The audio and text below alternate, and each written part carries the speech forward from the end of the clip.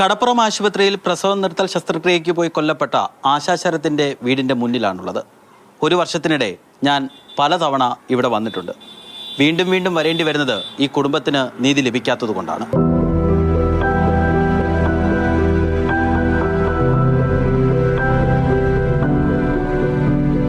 രണ്ട് കുട്ടികളുടെ അമ്മയായ 31-കാരി കഴിഞ്ഞ ജനുവരിയിലാണ് മരിച്ചത്. അരമണിക്കൂറിനുള്ളിൽ തീരേണ്ട ഒരു ചെറിയ ശസ്ത്രക്രിയയ്ക്ക് പോയ ആശ തിരിച്ചെത്തിയത് ജീവനില്ലാതെ. ഞാനുള്ള സമയത്ത് പറഞ്ഞത് ഫോറൻസിക് റിപ്പോർട്ട് വരാനുള്ള കാലതാമസമാണ് ഈ ഒരു പാനൽ ബോർഡ് കൂടാനൊക്കെ എന്നാണ് പറഞ്ഞത്. പിന്നെ അത് കഴിഞ്ഞപ്പോഴത്തേക്ക് അച്ഛൻ പോയി ചോദിച്ചപ്പോഴത്തേക്ക് പറഞ്ഞത് അത് വന്നിട്ടുണ്ടെന്നൊക്കെയാണ് പറഞ്ഞത്. അപ്പം അന്വേഷണമൊന്നും ആയിട്ടില്ല, ഒന്നും അങ്ങോട്ടേക്ക് മുന്നോട്ടായിട്ട് പോയിട്ടില്ല. പ്രതീക്ഷയൊന്നും ഇല്ല. ഇനിയിപ്പോൾ ആ പ്രതീക്ഷയൊക്കെ നമുക്കില്ല. ഗർഭകാലത്ത് പലതവണ സ്കാൻ ചെയ്തിട്ടും കുഞ്ഞിന്റെ ഗുരുതര ആരോഗ്യ പ്രശ്നങ്ങൾ കണ്ടെത്താനായില്ല എന്നുള്ളതാണ് കടപ്പുറത്തെ വനിതാ ശിശു ആശുപത്രിക്കെതിരെ ഉയർന്ന ഒടുവിലത്തെ പരാതി.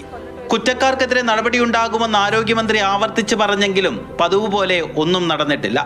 ആരോഗ്യനില വഷളായ കുഞ്ഞ് തിരുവനന്തപുരം SAT ആശുപത്രിയിൽ ചികിത്സയിലാണ്. ഇത്രയൊക്കെ കണ്ടിട്ടും കാണാത്ത കണ്ണടച്ചിരിക്കുമ്പോൾ പിന്നെ നമ്മളെന്ത് പറയാനാ?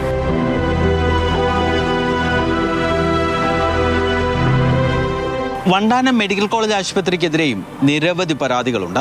ചികിത്സാ പിഴവിനെ തുടർന്നുള്ള മരണങ്ങൾ, കുത്തിവെപ്പിനെ തുടർന്ന് രോഗികൾക്കുണ്ടായ പ്രശ്നങ്ങൾ, പരിശോധനാ ഫലം മാറിക്കൊടുക്കൽ, അങ്ങനെ ഒട്ടേറെ പരാതികൾ ഉയർന്നെങ്കിലും ഒന്നിലും ആരോഗ്യവകുപ്പിന്റെ ഭാഗത്ത് നിന്ന് ഒരു നടപടിയും ഉണ്ടായിട്ടില്ല.